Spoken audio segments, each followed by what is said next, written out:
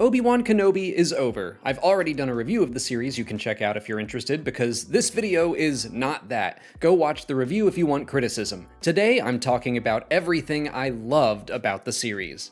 I love everything done with this series to make it feel so connected to the films. We open with a long time ago in a galaxy far, far away. We get the credits with the stars at the end. I like how this series has a visual style that's different from The Mandalorian, setting a precedent that not every series will look and feel exactly the same.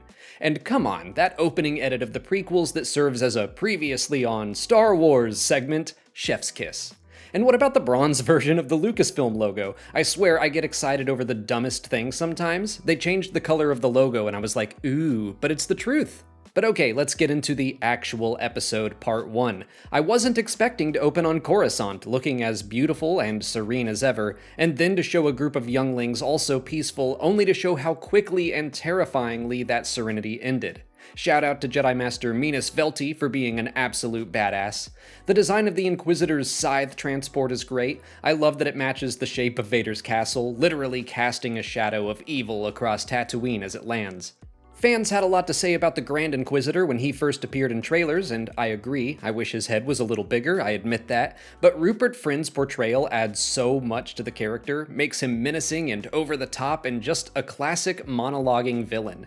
And his first monologue is great, all about how Jedi hunt themselves because they can't set aside their compassion. It connects so well to the themes and sets up the stark contrast of Obi-Wan at the start of the series, who is setting aside his compassion in the early episodes.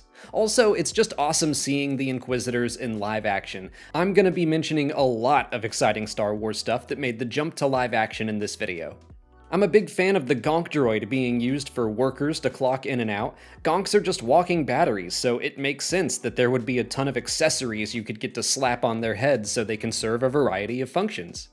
It feels weird to say I like seeing Obi-Wan so broken, but I do. I like that this series went all in on making Kenobi feel the weight of his failure with Anakin. If you're gonna bridge the prequels and the originals, then we should give him a major character arc and challenges to overcome. Seeing him do exactly the opposite of what the Grand Inquisitor just said all Jedi do, refusing to step in and help the man with the family to feed, being unable to stand up to a crappy, smirking boss, I love it. Oh my gosh, Tika the Jawa is great. I love Obi-Wan's banter with them, the joke that they steal and resell Kenobi his own parts, and the idea that Obi-Wan had them find a Model T-16 to give to Luke was so bittersweet. I love that we got to see Obi-Wan reaching out to Qui-Gon without success at the start of the series. He should be struggling, because becoming one with the Force, and I assume communing with it, is an ability reached through the light side. Obi-Wan isn't aligned with the dark side or anything like that, but he's also not connected with the Force at all early on. Again, it all ties into his personal journey in this story, which I think is great. I love the quiet moments of this series, like Obi-Wan watching Luke pretend to pod race or fly a spaceship or whatever he's doing, just seeing the son acting exactly like Anakin was at that age and Obi-Wan reflecting on it. Alderaan. I had unfortunately heard rumors Leia would be in this series months before it premiered, but I guess because I was so busy trying to pretend I hadn't read that, it never entered my mind that we would spend significant time on Alderaan with Leia, Bail, and Breha. When those mountains and that city appeared on screen, it got a huge gasp from everyone we were watching with at Celebration. Vivian Lyra Blair is great as Little Leia. I think she shines more as the series continues because her banter with Obi-Wan is fantastic, but her introduction is also really nice and profound. It's so interesting to learn that just like Luke, she sits and stares at ships, wondering what else is out there beyond her home. Joel Edgerton is so good as Owen Lars. I wish he were in this series more, but his confrontation with Obi-Wan and this scene with the Inquisitors, it's all awesome. He has a huge presence in the first episode despite his very limited screen time. I also have to point out our good friend Steele Saunders playing an extra in the city. Good for you, Steele. Of course, I love having Jimmy Smits back as Bail Organa and Simone Kessel finally giving Breha the screen time she deserves after having a much larger and important presence in the books. But for new characters, I love that even Leia has that uncle with crappy opinions that every family has. And of course, she has that crappy cousin too, but Leia crushing him verbally is not only satisfying, but fits in with the themes of the series, specifically Reva and the Inquisitors and their desire to create fear in others to mask their own fear of Darth Vader. The scene of Obi-Wan digging up his lightsaber is so great. I mean, it's on the nose with its symbolism, but most of Star Wars is. The idea that he literally and figuratively buried his past and who he is deep down where no one can find it, but now he has to bring it back to the surface. Now he has to stop being Ben and become Obi-Wan. I love it. Moving into part 2, Daiyu is a really cool location. After the Book of Boba Fett, I was ready for some time off Tatooine, and this new planet makes great use of the volume. I love seeing the clone trooper veteran once again played by Tamira Morrison, but Obi-Wan showing him compassion despite everything the clones put the Jedi through is really nice. I assume and hope this means Kenobi knows the truth about their inhibitor chips, and the fact that Order 66 wasn't their fault. I do not have enough words to tell you how much I love Haja. The fact that we all wondered if he'd be a Jedi after the trailers, and then he wound up being a phony Jedi? Perfect. His over-the-top acting? Perfect. His character arc? Perfect. Haja is great. And of course, I love the Corran Horn Easter eggs. As a massive fan of the X-Wing books, I will take anything I can get from that character, even if it winds up going nowhere. The fact that Obi-Wan punctures his hand in a fist fight against a Zabrak is so good, and not only that, but it ties into the very next scene about how Flea's character, Vect Nakru, didn't know Jedi could bleed. I applaud giving Obi-Wan an injury he could only get in the Star Wars universe. I won't stop to talk about how great all of Leia's interactions with Obi-Wan are, but they are all great. Saying Kenobi could be his grandfather, putting on the gloves despite his objections, telling Leia not to smell anything, the two of them are wonderful together.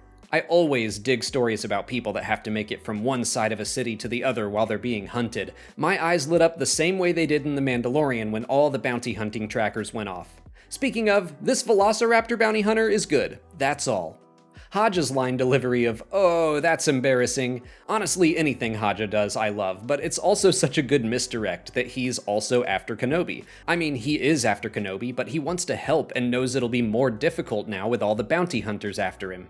Reva's parkour across the rooftops is sick, especially the force-powered spin into a wall jump, but I love the determination that she is going to reach Kenobi no matter what obstacle is in her way. Obi-Wan catching Leia with the Force is a great callback to her earlier request to float in the air. I love it when writers can take something that feels like a joke in one scene and turn it into something powerful later on. The idea that Haja gives Obi-Wan coordinates on a Sabacc card is so cool, because Obi-Wan is taking a gamble on trusting those coordinates. It's just a nice touch. That moment Kenobi tells Leia she reminds him of Padme and tells her she was a leader. Ugh, my heart, so good. And boy do I love the choice to let Obi-Wan find out Anakin is still alive on screen. It is a little bit of a stretch to think he wouldn't hear the name Darth Vader in 10 years, maybe, but he was literally living under a rock on an Outer Rim planet. It doesn't seem like getting galactic news was his priority, but who cares? If there is a moment where Obi-Wan learns this, I want to see it. Make it part of the story. I am so glad they went this direction. The fact that Obi-Wan escapes Daiyu because the Inquisitors can't stop fighting over credit is perfect. The dark side is willing to work together only up to a certain point, but they're all so concerned with their own power and their own selfish ambitions that it ruins things for them in the long run. In part 3, obviously, we're gonna talk about Darth Vader. The suit-up scene is so cool, as is seeing Anakin's face outside of the helmet like this for the first time in live action. Seeing the castle on Mustafar is still awesome, but I love the way Mustafar looks at this point. It's boiling more than it was in Rogue One, which I think reflects Vader's temperament at this point in the timeline. I still don't fully know how much of Vader's voice is actually James Earl Jones or the respeecher technology or what, but I'm glad he is still credited, and even if it is all the respeecher, it sounds a lot better than its use in The Mandalorian and the Book of Boba Fett in my opinion. I like the little throne room in the castle too. Nothing in that room looks comfortable, and I think that matches up with Vader being like a constantly tormented character in a prison of his own making. The scene of Obi-Wan describing the Force to Leia is really nice, but the best part about it to me is his little smile at Leia. Kenobi is so sad and broken in these early episodes that I can't help but notice the few smiles he lets out. But going back to Broken Ben, I love that little vision moment, seeing Anakin once again off in the distance. He's imagining his former apprentice as he was because he doesn't yet know what Vader has become. Of course, I love seeing Nur and the Fortress Inquisitorius for the first time in live action. I am a huge fan of Star Wars Jedi Fallen Order. I thought the Fortress was such a cool location, and I'm thrilled they kept it consistent with the game.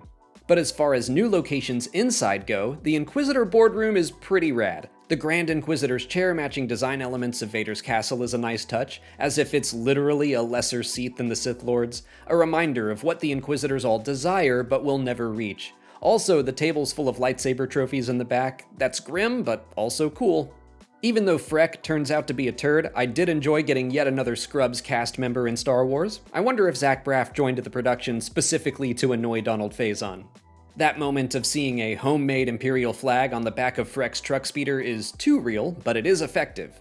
The scene with the stormtroopers is tense and well done, but I have laughed every time at that one optimistic trooper that confidently claims that they always find their targets while Obi-Wan sits directly in front of him. The delivery is perfect. I love Obi-Wan telling Leia that when he looks at her, he sees her mother's face. Their whole discussion about longing for their real families was very sweet. Again, I just love all of their interactions together.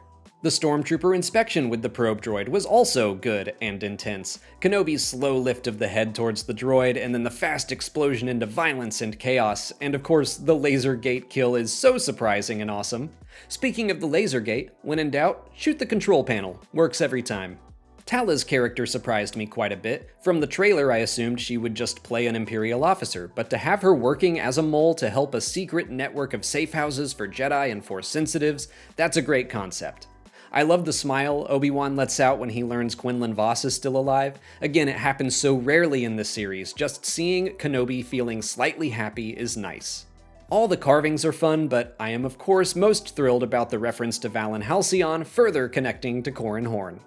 Ned B is a great droid, and I wish we got more time with him in the series. The shot of him gripping his hammer, getting ready to play Whack a Stormtrooper is awesome. Too bad we never got to see him use it.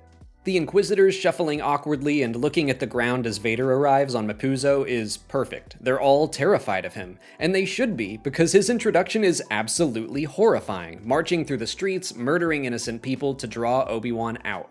Kenobi's complete and utter terror at seeing Anakin again is great, just trying to run away from his greatest failure, igniting his lightsaber out of fear and not courage, Vader stalking him like Michael Myers. Reva's rage over discovering the Path is even more effective after learning for sure that she was a youngling that barely survived Order 66. I read this scene as her simply being upset that she could have been rescued 10 years ago, but wasn't, and now she's trapped. Vader dragging Obi-Wan through the flames was unexpected and obviously terrible, but was also definitely a jaw-dropping moment of the series I won't be forgetting anytime soon. And I love that shot of the flames reflecting in Vader's eyes. The opening scene of Part 4 is really well done, showing Obi-Wan and Vader recovering in their bacta tanks and maybe connecting with each other through the Force. I love all of little Leia's interrogation scenes with the third sister, seeing her try lots of different tactics to get home or at least get in touch with her father, but the final manipulation that causes Reva to ball up her fist in frustration is perfect. Again, I'm a big fan of everything we got to see of the Fortress Inquisitorius after seeing it in Fallen Order. All the windows facing the sea look great. And for another video game reference, it's really cool seeing seeker droids like Iden Versio's ID-10 floating around. It's weird to say that I love the tomb full of Jedi in the lower levels of the facility, but it definitely got a strong reaction out of me. It's horrible, but, you know, in a cool way. And I love/hate seeing Tera Sinube down there. It's great to see him, but not like this. Not like this. Tala's distraction and improvisation with Reva is so cool, specifically admitting to being a spy but on the side of the Empire. That's some quick thinking. Ben Kenobi slowly becoming Obi-Wan again is sick. That little twirl after defeating the stormtroopers is great, but then holding back the weight of an entire ocean world is awesome and very Star Wars. He struggles to use the Force when it's for himself, but when he's defending life, that's when a Jedi is at his strongest. Also, Purge Troopers. So great seeing more and more video game stuff in this episode, and there's something about the sound design of their blasters that I love. And you know what? I'm going to defend Obi-Wan shoving Leia in his coat during their escape. I saw a lot of complaints about it. I've even seen some complaints about me defending it, but whatever. I'm not arguing that it isn't very goofy. It is. But Star Wars is goofy all the time. Also, their escape doesn't work. It's not like they waltz out scot-free. But most importantly, it's a quick thematic moment where we see them walk right by the fifth brother, who is so preoccupied with making sure Reva gets blamed for everything that he doesn't notice the obvious hiding girl right in front of him. Tala taking the time to shoot a mouse droid is a little cruel, but also kind of hilarious. I laughed and I screamed at the same time.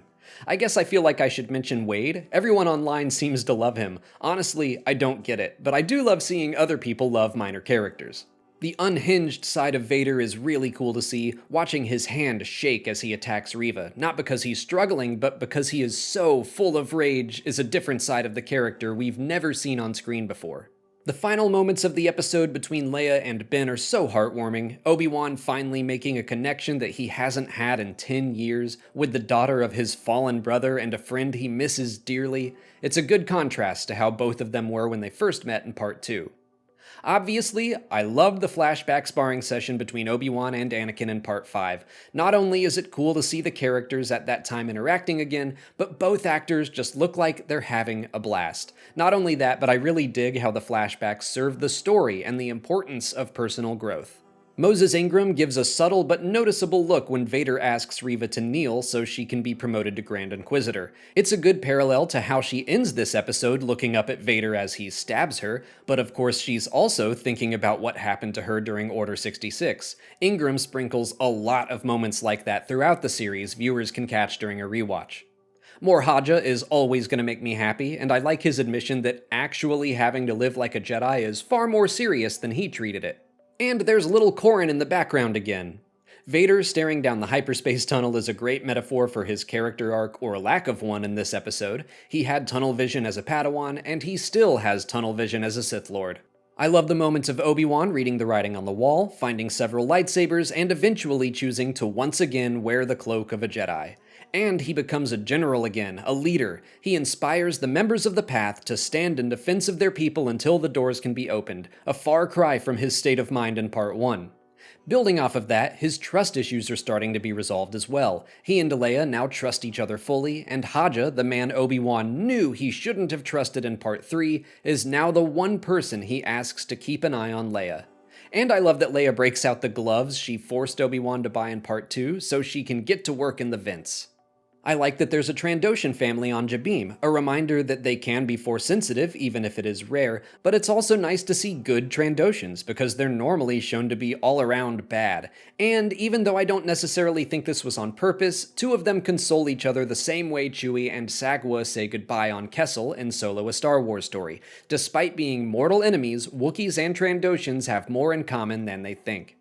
The scene between Obi-Wan and Reva at the door is fantastic. Even though the fact she was one of the younglings from the opening scene of the series was largely guessed, it still felt rough to learn the full truth, and the idea of an Inquisitor climbing the ranks specifically to reach Darth Vader and seek revenge is great.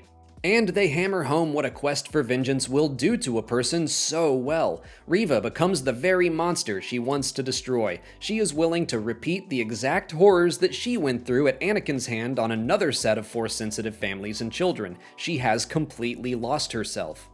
I wish Ned got to throw around a few more stormtroopers before going down, but Ned B is awesome. Using his final moments to shield Tala is so sad. And Tala's death is also gut-wrenching. She was an awesome character played perfectly by Indira Varma. The multiple references of Obi-Wan's line to Han Solo in A New Hope that there are alternatives to fighting are great. Vader thinks he can brute force his way through any situation, that power alone is enough to win, and Obi-Wan keeps proving him wrong. The line, "You're not bringing him to me, I'm bringing him to you," is so badass. Hayden Christensen smile, that's all I want to say about that. Lola has the tiniest little restraining bolt, and I love it. It also just reminds me the Empire is fully equipped with tiny versions of every tool they use to take away freedom, like Grogu's tiny binders. Vader grabbing the ship as it tries to flee is awesome, but I really love watching him rip it apart with the Force. I hope it was remotely piloted.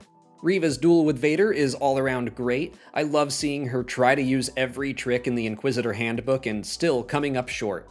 But the kicker is the fact that all her plotting and planning for vengeance, all the horrible things she did in the service of the Inquisitorius got her nowhere. She finds herself in the exact same spot she did during Order 66. Vengeance is not the Jedi way, folks. The Grand Inquisitor's reintroduction and sassy, "Hello, third sister," is perfect. His line, "Revenge does wonders for the will to live," perfectly captures what it means to be consumed by your hatred and rage. It applies to Reva, Maul, Vader, the Grand Inquisitor himself. Metaphorically speaking, I think it tells us that hatred is hard to overcome once it takes hold of a person. Rupert Friend's overall portrayal of the Grand Inquisitor is so joyfully over the top and evil. Like I said, I was one of the people who was pretty meh on his appearance when we first saw him in the trailers, but I don't even remotely care now. I love his line readings. The shot at the end of Part 5 of the Lars homestead from the exact same point of view where Kenobi sat in Part 1, but this time he's not there, ooh, that's good stuff. In Part 6, I love the look Haja gives Obi-Wan after realizing just how much the man trusts him despite their first encounter. Kenobi rekindling his own hope winds up inspiring those around him, and that's awesome. Hooray for more Aunt Beru, and hooray for her being awesome, chastising Owen for sending Ben away, and then claiming, "We're enough, you and me." I love those lines, and they line up so well with her characterization in Queen's Hope. Rupert Friend continues to be endlessly entertaining as the Grand Inquisitor, even when he's not in focus. He does this upset, pouty thing with his mouth after Vader insists on abandoning the path for Kenobi that I think is hilarious. The fact that Leia does a reverse pickpocket on Obi-Wan and hides Lola in his robes is so sweet, the opposite of her stealing Lola back from her mother in Part 1, but also she gave him the droid so he would feel less afraid because he asked earlier, "And someone please help me, my heart can't take this." You gotta love all the prequel callbacks, "I will do what I must," and the pose, he did the pose. I like that the duel cuts back and forth between Obi-Wan with Vader and Reva on Tatooine, two characters fighting to overcome their past trauma surrounding Anakin Skywalker. Owen telling Reva that Luke is his own rocks. I've always loved the books and comics and how they made Owen more than just the gruff story obstacle for Luke that he is in A New Hope. Seeing how much he and Beru actually love Luke on screen is important. My favorite part of the duel is Vader burying Obi-Wan and then him digging himself out of that literal hole of fear by thinking about Leia and Luke and the connections he has made. His hope for the future enables him to defeat his past. And of course, the way he lifts all those rocks is such a cool image, so sick. I was surprised at the brutality of Obi-Wan smashing Vader's chest plate apart, but I thought it was a creative and different way to attack him. And we have the helmet split. I do not mind that it's a repeat of the similar moment in Star Wars Rebels, hearing Hayden Christensen's voice mixed with James Earl Jones's, seeing his eye, it is insanely creepy and powerful. Ewan McGregor's performance as he attempts to apologize and connect with Anakin is perfect, no notes. Moses Ingram's final scene as Reva was also perfect and powerful. I loved seeing those two characters finally break free of their past so they could look forward to the future together.